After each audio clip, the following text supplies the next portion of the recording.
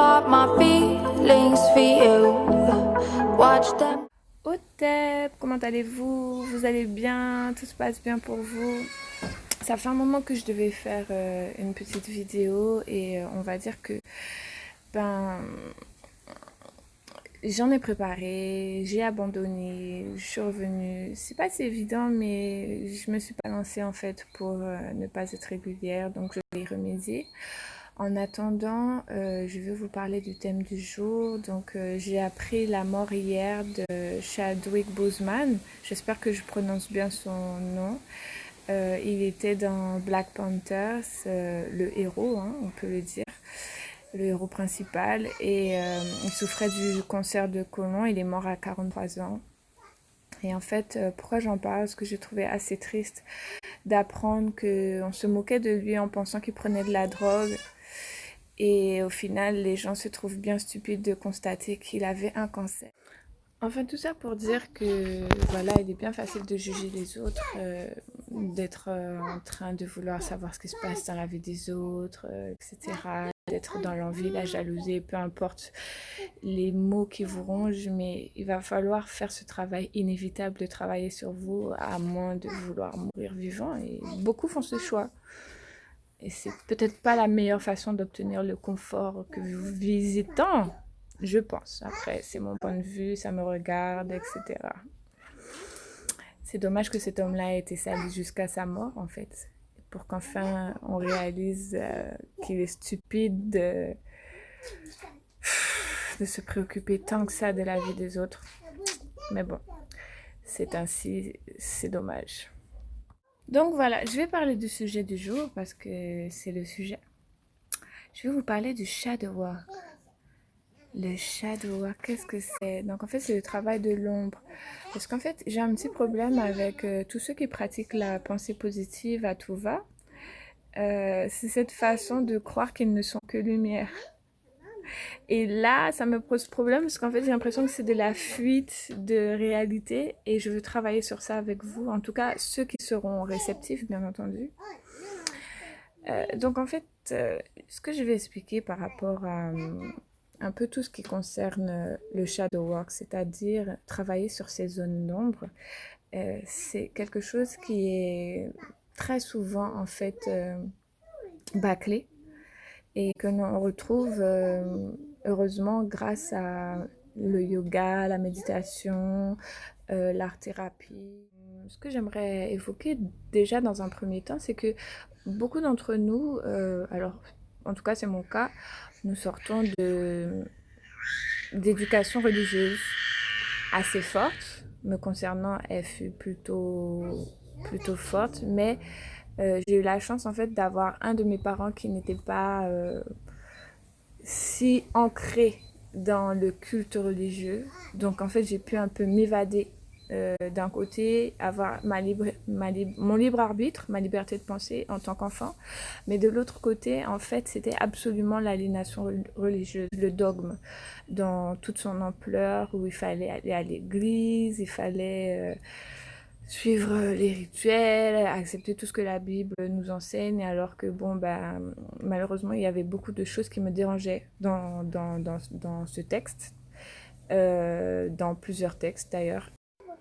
Après, c'est vrai que ça a été difficile pour moi d'être pleinement qui j'étais à un certain moment donné de ma vie, durant, on va dire, ma préadolescence, mon adolescence et ma post-adolescence. Enfin, d'assez longues étapes de ma vie, mais je pense vraiment m'être réveillée à l'âge de 21 ans. J'ai eu comme une sensation d'être absolument libre en fait. Et, euh, et en fait, j'avais pas compris ce sentiment, cette plénitude ce jour-là, mais plus j'y repense, plus je comprends en fait le cheminement de beaucoup de choses. Donc voilà, j'ai eu cette phase où j'ai essayé de me conformer, de pas parler trop de ce que j'ai pu vivre parce que c'est assez difficile. Jusqu'à aujourd'hui, je pourrais pas en parler avec facilité, même avec vous, puisque je dois faire attention aux personnes aux personnes qui sont mal intentionnées, aux personnes qui sont encore enfermées dans leur dogme et que je vais faire réagir par mes propos, déjà rien que par rapport à ce dont je vais parler exactement. Donc c'est compliqué, mais en fait j'ai reçu cet appel d'y aller, de ne plus garder ça pour moi parce que effectivement déjà je suis un peu soulagée par le fait que je constate cet éveil là autour de moi et que du coup je peux de plus en plus échanger avec des personnes qui sont sur cette croissance spirituelle et cet éveil à elles-mêmes en fait. Mais j'aimerais vraiment parler de ce pouvoir personnel qu'offre la spiritualité propre et la spiritualité. En fait, je vais parler du programme social dans lequel nous avons été éduqués et dont nous commençons à nous détacher parce que nous commençons à comprendre en fait qu'il y a eu un programme qui n'a pas visé à nous permettre d'être dans notre plein potentiel, mais plus au service du programme et de la société elle-même. En fait, ce qui en quoi se résume à de l'esclavage moderne, mais pour ceux qui en prennent conscience, bien entendu. Après, ce que j'aimerais faire comprendre, c'est que on nous a tellement bien aliénés, entre guillemets, enfin, que maintenant, la peur à vaincre, c'est la peur de retrouver son vrai potentiel, son vrai pouvoir, voilà, sa source intérieure d'énergie divine. Et ça, je ne sais pas si vous avez fait attention, mais en fait, souvent, on vous pousse à être dans une sorte de dichotomie entre qui vais-je écouter, la voix du bien avec mon petit ange sur cette épaule-là ou la voix du mal avec mon petit démon sur cette épaule-là. Et en fait, c'est à vous de savoir qui vous allez alimenter le plus. Parce qu'en fait, c'est ça, c'est qu'allez-vous choisir de cultiver. Et donc, on est rentré dans cet esprit, je vais cultiver d'être positif. C'est super, c'est important d'être positif, c'est important d'être dans la gratitude tous les jours de la vie qu'on a. D'ailleurs, c'est un rituel que je recommande à tout le monde dès le matin.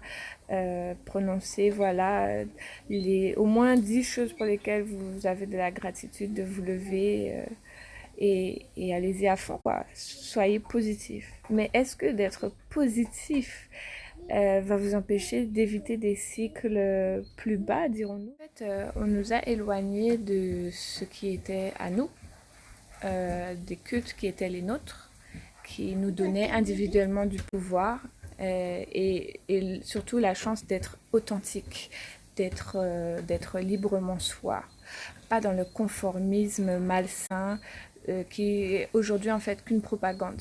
Donc une propagande politique, idéologique, sociale et criminelle en fait, hein, je vous l'ai dit, parce que l'idée en fait c'est que limite on s'acculture pour rester dans ce qui est déterminé comme étant la référence à soi.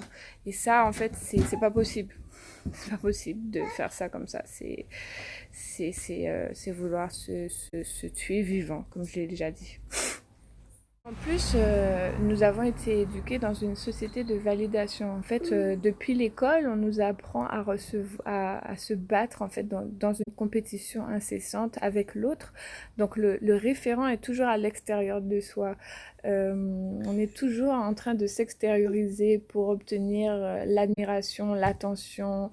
Euh, la considération de l'autre. Et ça, c'est ce en quoi la société et l'éducation est extrêmement toxique. Mais ça a été fait volontairement, je vous assure, parce qu'en fait, il s'agit d'étouffer l'énergie féminine qui est en vous et de ne rester que dans cette énergie masculine. Et beaucoup de femmes très féminines extérieurement peuvent être absolument masculines parce qu'en fait, elles ont été habituées à être dans ce schéma-là Donc la validation, en fait, elle doit toujours venir de l'extérieur. Elle vient difficilement de l'intérieur. Et c'est par des méthodes de méditation. Certains vont trouver l'hypnose. Chacun sa méthode. Chacun va essayer de trouver comme il peut par rapport à ce qui lui correspond. Mais c'est vrai que beaucoup sont à la recherche d'eux-mêmes et dans cette dynamique, en fait, c'est assez difficile parce que si vous avez été toute éduquée toute votre vie à chercher à l'extérieur la validation que vous deviez trouver en vous et, et l'assurance, parce qu'en fait, c'est ça la confiance en soi. Et c'est ce en quoi j'aime expliquer que il y a beaucoup qui montrent l'illusion d'avoir très confiance en eux, mais c'est brodé, c'est brodé. Et souvent, en fait, ils vont se sentir extrêmement insécures et leur insécurité va se montrer sur moi. Par exemple, un de mes dons, c'est que j'agis comme un catalyseur. Donc, en fait, je vais me trouver dans une pièce avec des inconnus. Euh, les personnes qui n'auront pas fait le travail sur elles-mêmes vont se sentir absolument insécures en ma présence. Elles vont se sentir menacées, elles vont me voir comme une rivale, il y a quelque chose en elles qui va naître instinctivement parce qu'en fait elles n'auront pas su se détacher de cette peur en fait et que c'est comme une sorte de protection pour elles. Et avant je comprenais pas certaines surréactions de personnes que je ne connaissais pas et je me demandais mais qu'est-ce qui se passe? Et maintenant, en fait, j'ai fini par comprendre en travaillant sur moi. Parce qu'au début, moi, j'étais révoltée. Si tu m'aimes pas gratuitement, ben moi non plus, je vais pas t'aimer.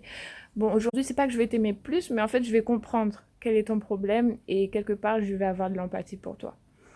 Mais loin, loin de moi. Voilà, en fait, c'est ça, d'être en permanence dans son énergie masculine. L'énergie masculine, elle est nécessaire, elle est vitale, sinon elle n'existerait pas, bien entendu, mais elle est là pour contrebalancer, en fait, son énergie féminine. Mais seulement, actuellement, on a beaucoup de mal, en fait, à cultiver l'énergie féminine, c'est-à-dire prendre du temps pour soi, cultiver sa créativité, euh, voilà, prendre le temps de s'écouter, de faire des introspections, de faire du shadow work. Donc le shadow work, c'est quoi?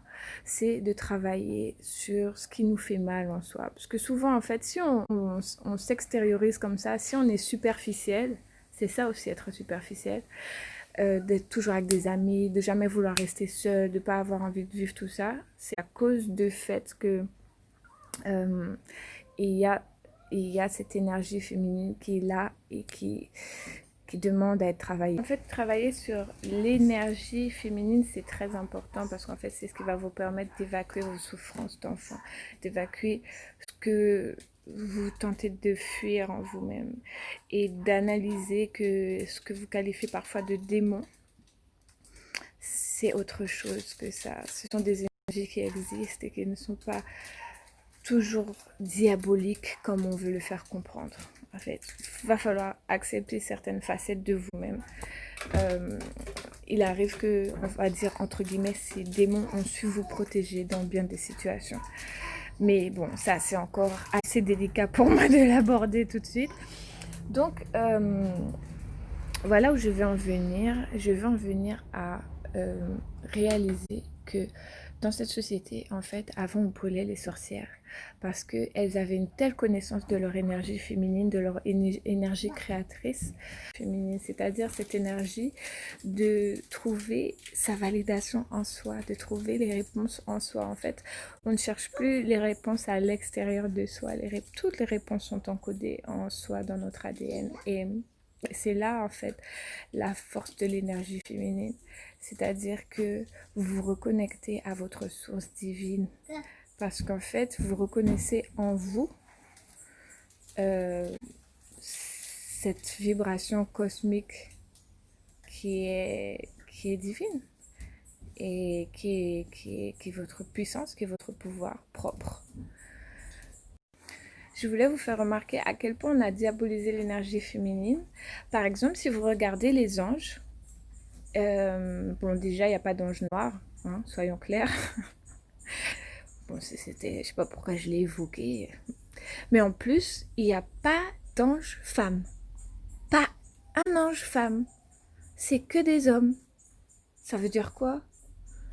Par contre, ce qui est intéressant, et c'est ce pourquoi je suis si captivée et intéressée par notre culture égypto-nubienne, quand on regarde les médounétaires qu'on appelle hiéroglyphes par la suite, Donc il y a toujours la version divine masculine et son équivalent ou son complément féminin. Et pour moi, c'est ça l'équilibre en fait. C'est cette harmonie qu'on va retrouver. Maintenant, on a peur du noir, on a peur de ce qu'on ne voit pas. Et ça, en fait, c'est considéré bien souvent comme diabolique. Mais en fait, peut-être que ça ne l'est pas. Peut-être que c'est juste ce qui concerne l'énergie féminine, en fait. Et c'est ce que vous devez comprendre, en fait. Ce que vous ne connaissez pas, ce que vous ne voyez pas. Le noir n'est pas néfaste, n'est pas négatif. C'est pas quelque chose qui va jouer contre vous pour autant, en fait. Limite, il va vous renforcer et vous permettre d'avoir les clés de votre bateau, de votre véhicule, de votre vaisseau, je ne sais pas comment vous avez envie de le considérer, mais de vous-même en fait, de votre vie. Et c'est ça, c'est beaucoup de choses qu'on nous a appris mais qu'il faut désancrer en soi. Donc je vais vous donner un autre exemple. Par exemple, la main gauche. En fait, on a l'impression que d'être un gaucher, c'est être quelqu'un de maladroit, d'être nul, d'être un marginalisé ou peu importe.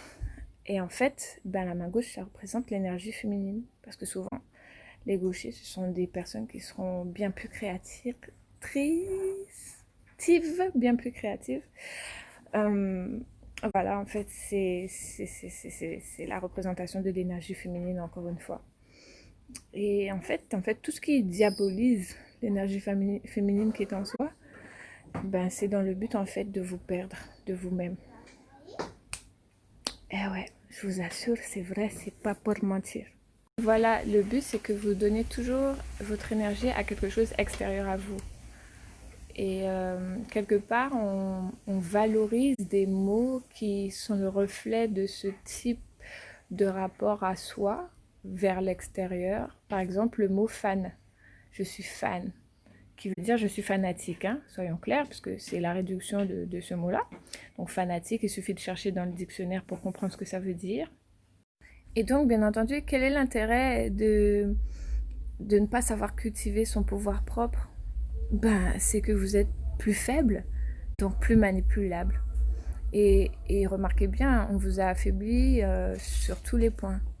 Ne serait-ce que l'air, l'eau, la nourriture que vous mangez, tout ça, en fait, on a fait en sorte que votre taux énergétique vibratoire soit le plus bas. Et maintenant, voici aussi le reflet dans votre état d'esprit, dans votre connexion à l'esprit, de cette baisse vibratoire de votre énergie. Parce que vous ne cultivez pas ce qui vous renforce, ce qui vous rend meilleur, votre meilleure version de vous-même. Vous êtes dans un besoin d'avoir un référent extérieur à vous pour cultiver ce que vous devez être. Et donc, vous déniez en permanence votre énergie féminine. Ah ouais, le terme que j'aime dire, c'est vous êtes dépendant. Dépendant. Et c'est ce on nous a éduqués à être dépendants. Dépendant du système, dépendant de l'autre, dépendant. Aujourd'hui, il y a quelque chose qui me fait assez peur, en fait, dans cette façon de fonctionner. C'est que je pense que nous sommes à un stade de dépendance où demain, on nous retire l'autorité parentale de nos enfants. Et beaucoup seront d'accord, en fait. Parce que beaucoup vont y trouver un avantage pour être encore plus libre d'être dépendant. Ménagez chaque jour, dès que vous le pouvez, du temps pour vous. D'ailleurs, vous le pouvez, mais c'est une question d'organisation. Parce que vous travaillez ou que vous ne travaillez pas, bon, si vous ne travaillez pas, c'est encore plus simple, en principe. Mais que vous ne travaillez pas, ou que vous travaillez, tous les jours, dès le matin, vous pouvez avoir ce temps-là pour vous. Vous n'avez qu'à vous réveiller plus tôt. Vous n'avez qu'à le faire. Il y a des solutions. Maintenant, si vous souhaitez que je fasse une vidéo pour vous donner des exemples plus clairs, n'hésitez pas à me le dire en barre d'infos. Let's thumbs up. please, pouce bleu s'il vous plaît, pour ceux qui parlent vraiment pas anglais. Et abonnez-vous à ma chaîne, j'ai d'autres vidéos. Si vous connaissiez votre vrai pouvoir, vous auriez su qu'il n'y a rien à... Il n'y a rien à... qui doit vous faire peur ou vous faire douter. En fait, les peurs, ce sont des fausses évidences qui paraissent vraies. Voilà. Et qu'on intègre dans notre système comme étant vraies. Mais elles ne restent que des illusions qui sont des limitations à l'accession vers son vrai soi. Son soi plein et puissant et potent. Parce que franchement, en fait, ce qui crée les peurs souvent, c'est l'inconnu. C'est le fait de ne pas savoir vraiment, de ne pas connaître, de ne pas maîtriser le sujet. Et là, en fait, c'est ça, en fait, qui permet les zones de peur en soi. Quelque part, en fait, c'est l'ignorance. L'ignorance. Pense à soi comme étant faible, comme étant impuissant.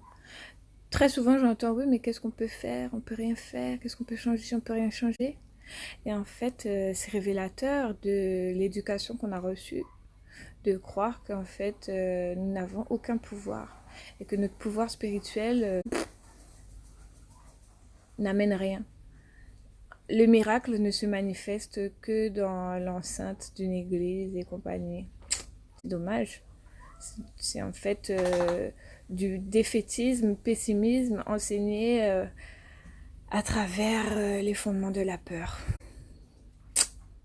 Effectivement, de cultiver, d'entretenir cette peur, et ben, on récolte de la peur, on récolte ce que l'on envoie, on reçoit ce que l'on cultive. Et c'est dommage, parce qu'en fait, effectivement, si vous croyez impuissant, vous devenez impuissant. C'est comme une prière à vouloir l'être, en fait.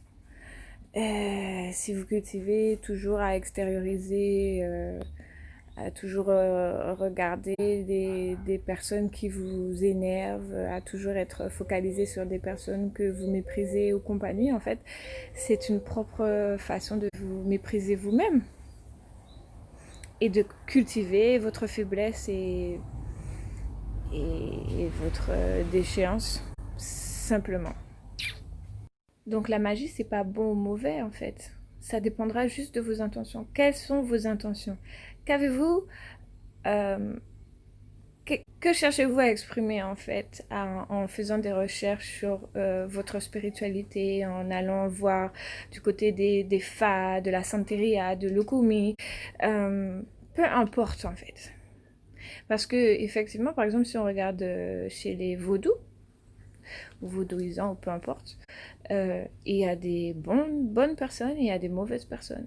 Quand on regarde chez les Starseeds, c'est-à-dire les Atlantis, quelle que soit votre croyance en fait, qui sont venus expérimenter ici et vivre et délivrer la planète de tout ce chaos, et ben il y a des bonnes starseeds et des mauvaises starseeds, c'est-à-dire des starseeds qui ont l'intention de changer les choses et qui veulent réaliser, des starseeds qui ont l'intention de changer les choses et d'accomplir leur mission de vie, et des starseeds qui n'ont pas du tout l'intention et qui ont envie de profiter autrement que ce qui était prévu à la base. Bon, ça, c'est chacun sa croyance, n'est-ce pas, Mais voilà, en fait. Tout dépendra de votre libre arbitre et donc de vos intentions. En soi, la magie, la santeria, toutes ces choses-là ne sont pas négatives ou positives, en fait. C'est simple. Et en fait, il faut que vous réalisez que ça profite à une petite poignée de personnes qu'on appelle élites et qui se délectent que vous n'êtes pas conscient de votre pouvoir et de comment accéder à votre pouvoir. Parce qu'en fait, ça leur va directement, en fait, vu que le système est construit en leur faveur, dans ce sens. Et oui. En fait, si on réalisait notre pouvoir, on pourrait avoir tout ce qu'on veut. On pourrait tout manifester. On pourrait réaliser la valeur qu'il y a à être en gratitude et à être en harmonie avec nos ancêtres. On saurait comment s'adresser à eux. Nous ne serions plus dépossédés de nous-mêmes, en fait. Et les personnes rigolent en ce moment de nous voir être dans l'aveuglement stupide, en fait, des dogmes qu'ils ont mis en place pour nous asservir. Bon, donc c'est mon avis. Bien sûr, ça va pas plaire à tout le monde et c'est la vie.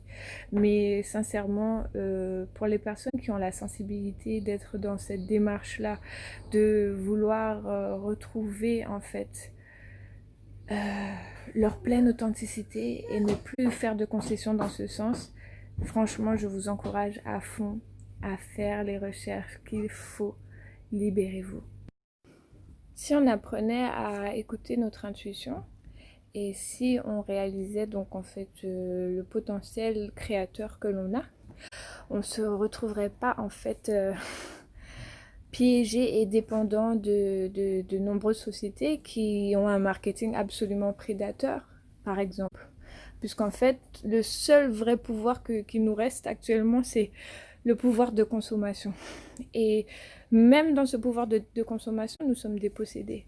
Puisqu'en fait, c'est par ce sentiment de peur, de manque et bien d'autres choses que les sociétés nous tiennent en fait. C'est parce que je me sens pas assez belle, donc j'ai besoin de plus de maquillage. Même si je veux pas critiquer ça, hein, parce que je trouve aujourd'hui ça très artistique et il y a beaucoup de choses que j'apprécie, mais pas au point où ça en devient une dépendance.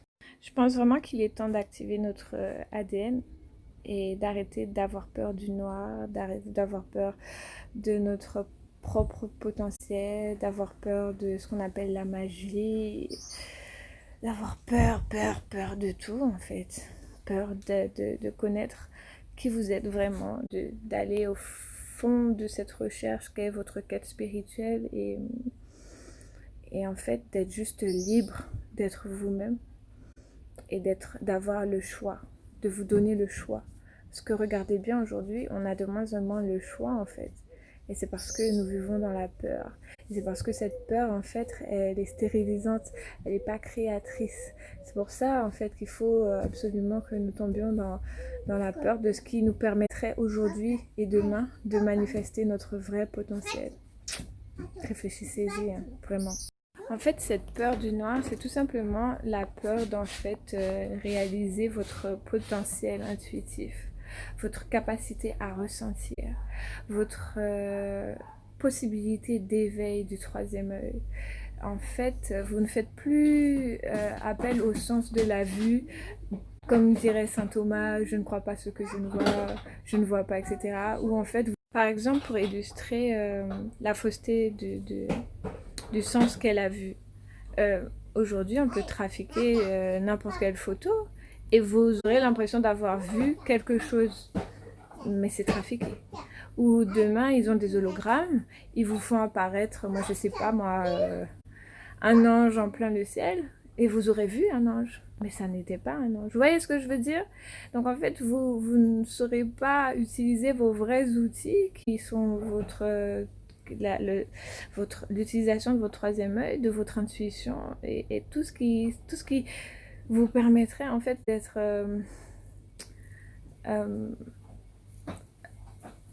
inaltéré en fait.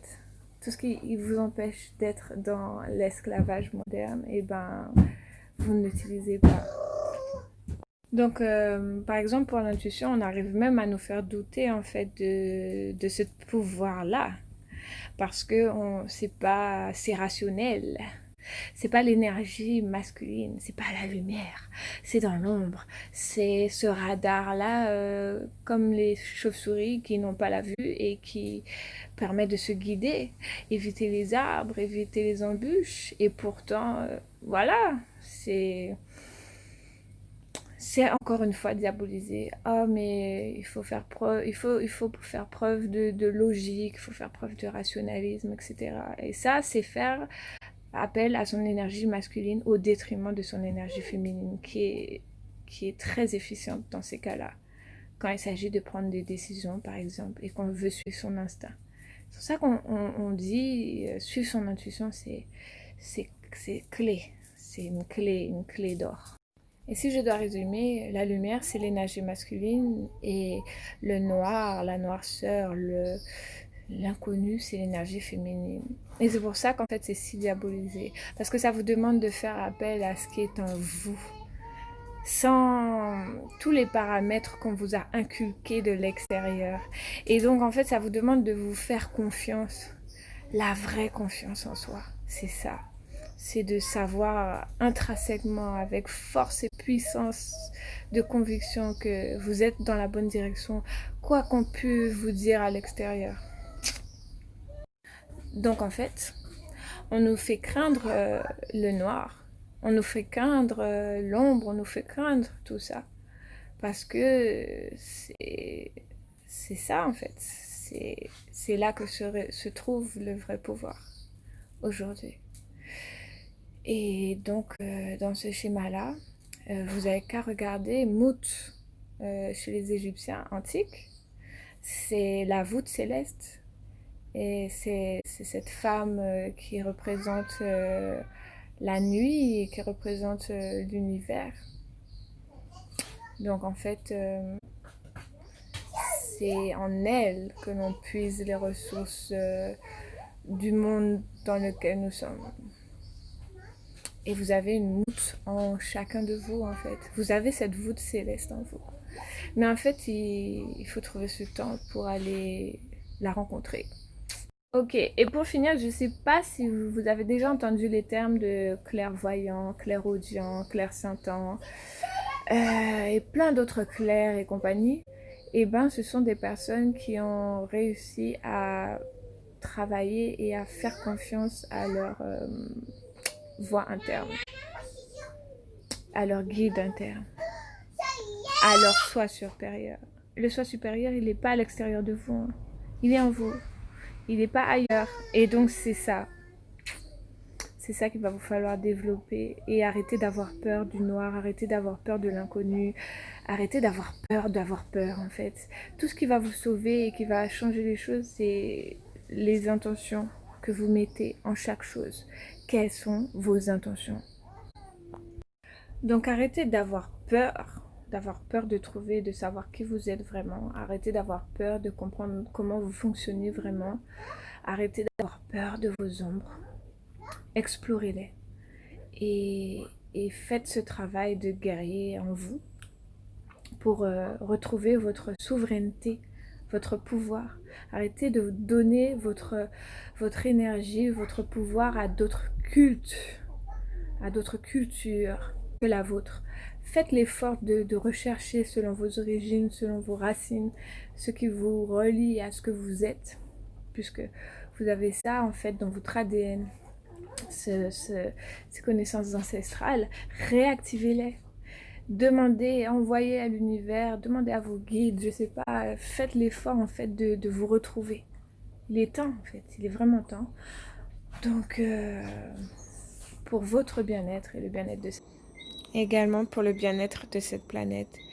Donc voilà, j'espère que le thème vous aura plu, vous aura appris des choses, vous renforcera à faire les bons choix pour vous-même. En Kuja Seneb, force, vie et santé. Prenez soin de vous.